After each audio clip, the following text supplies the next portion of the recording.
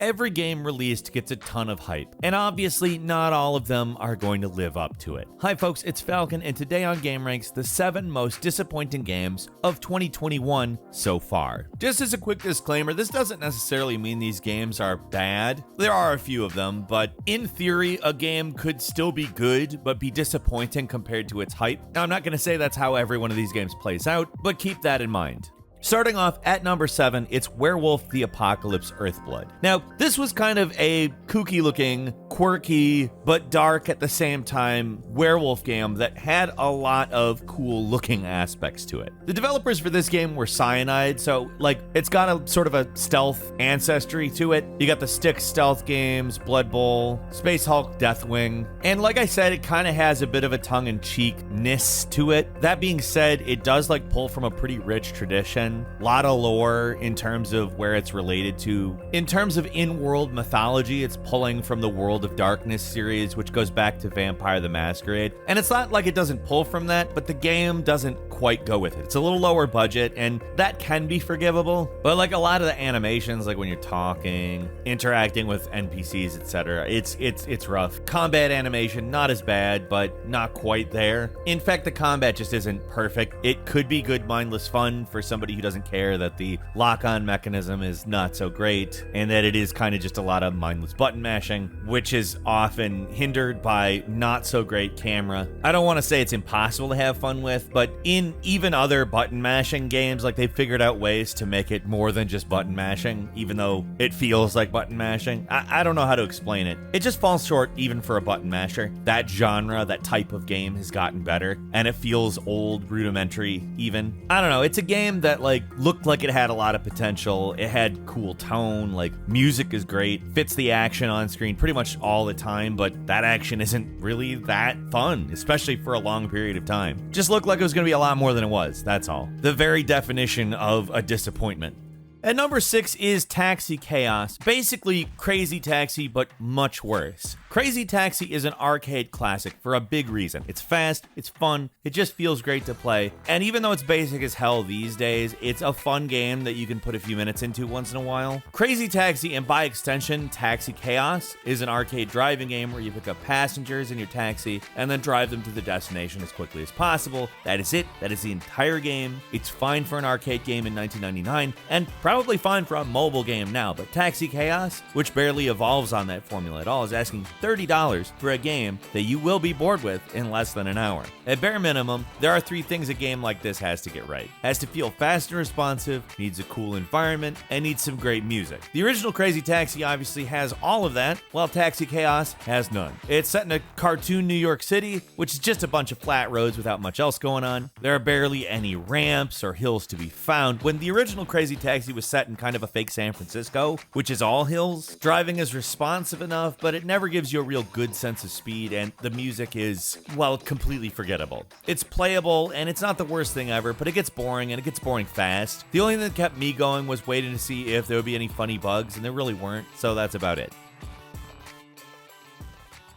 And number 5 is Ninja Gaiden Master Collection, which, as you know, I did the Before You Buy for, and I don't know. The original Ninja Gaiden and the update Ninja Gaiden Black are some of the best action games of all time, and the Ninja Gaiden Master Collection does not include that. It includes the Sigma versions of the games, which were updates for PlayStation 3 that were not really universally celebrated, especially in the way that Ninja Gaiden Black was. There's weird omissions in content, blood is toned down. Probably the thing that sucks most about it was learning that the code for Ninja Gaiden Black just doesn't exist anymore. It wasn't preserved, and that's the reason we didn't get that. We got Sigma instead. That's the version that they have the source code to, which that's a huge disappointment. Ninja Gaiden Black is just the ultimate version of the game, and it sucks that we're not going to see that ported to anything, I guess. I mean, there is an inherent problem as the series progresses. The first one was a little more open, a little more varied, had better combat, and as the series went along, they made it more linear in a bad way. So all that stuff is just automatically inherent. It's 3 games that get progressively worse anyway, and then on top of it, it's not the definitive edition of these games. The best edition came out long ago, and we're never going to see it again. Rather than paying full price to get all 3 games when 2 of the games are inferior to the first, even in Sigma edition, just go to the Xbox store and get Ninja Gaiden Black for the 360 and play it emulated on the newer systems. There's no reason not to do that. It's way cheaper, way better, and will not disappoint you.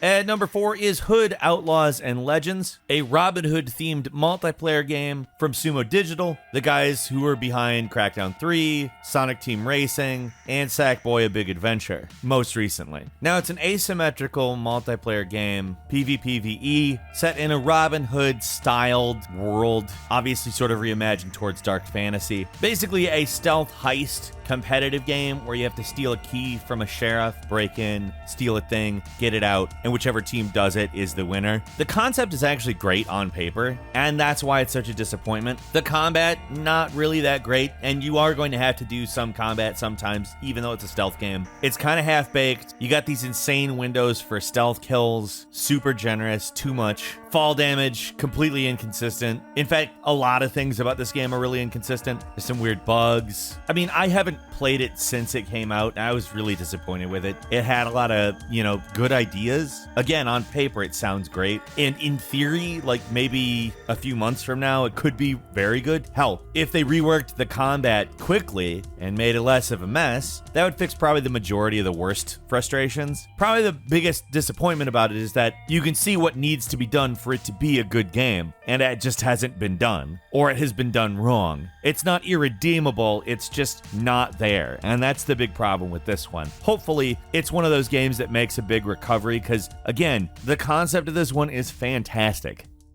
And number 3 is Rust Console Edition. Rust first came out of early access way back in 2013, but it is only now in 2021 we get a console port. The main draw being that it is an unforgiving multiplayer survival game, and the PC version of it is unapologetically ugly. It's janky, it's tedious, but it's also one of the most tense and entertaining multiplayer sandbox games out there. Console version, though, obviously not up to snuff, otherwise we probably wouldn't be talking about it. The actual gameplay is just as awkward but interesting as the main game. You craft and survive on this deserted island with a bunch of other players, and how they react to you is entirely up to them. Maybe they'll jump the second they see you, maybe they'll leave you alone, maybe they'll help you out. Everyone you meet is a potential ally or enemy, and that makes for interesting encounters. The real problems here are the constant server issues that the game suffered at release. People were getting booted from the game all over the place, and were just trying to play became quite a pain. That's always a bad thing with a multiplayer game. And to make matters worse, the version they decided to port over wasn't even the most recent one, but the original version of the game after it left early access back in 2018. So all the updates and improvements for the game that have been released since then, they aren't there. They're just not around. And they're charging full price, $59.99. Basically, Rust is a well-liked game, but the console version is a huge disappointment.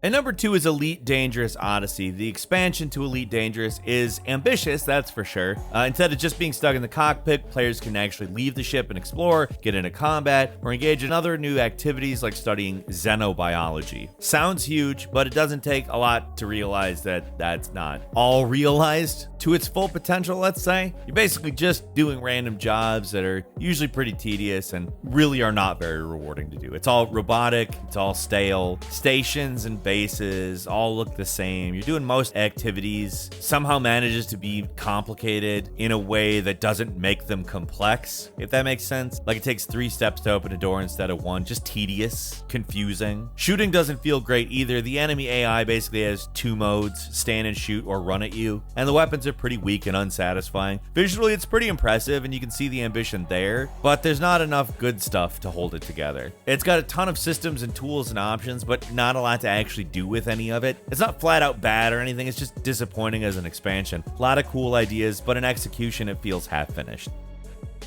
And finally, at number 1, Dungeons & Dragons Dark Alliance.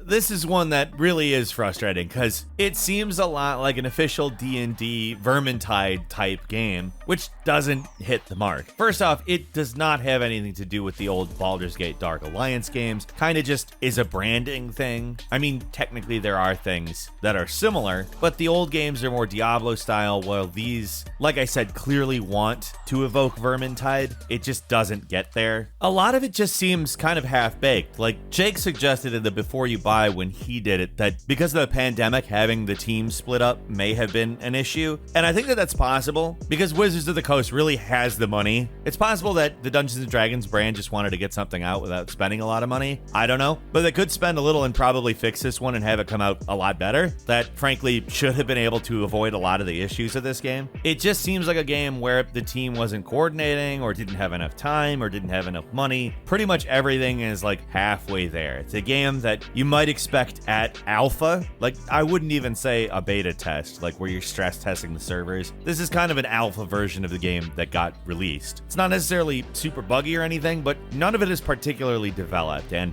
given the fact that it's a Dungeons & Dragons game, it's a Dark Alliance game, it has a lot to live up to, even though it kind of shifts what your expectation of Dark Alliance is supposed to be from a more Diablo type game to a more Vermintide type game, it still could have been a lot better and wasn't. That's all for today. Leave us a comment. Let us know what you think. If you like this video, click like. If you're not subscribed, now's a great time to do so. We upload brand new videos every day of the week. Best way to see them first is, of course, a subscription, so click subscribe. Don't forget to enable all notifications, and as always, we thank you very much for watching this video. I'm Falcon. You can follow me on Twitter at Falcon the Hero. We'll see you next time right here on gameranx.